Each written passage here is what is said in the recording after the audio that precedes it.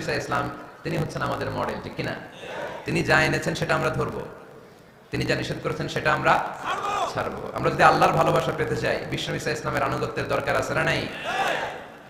এজন্য আল্লাহ বললেন, কুল ইন কুনতুম তুহিব্বুনাল্লাহা ফাত্তাবিউনি ইউহিব্বুকুমুল্লাহ ওয়া ইয়াগফির লাকুম যুনুবাকুম ওয়াল্লাহু গফুরুর রহিম। আল্লাহকে যে পাইতে চায়, হযরত কে ভালোবেসে, আরশ কুরসি লৌহ কালাম না চাইতে পেয়েছে সে। রাসূল নামে রশি ধরে যেতে হবে আল্লাহর ঘরে।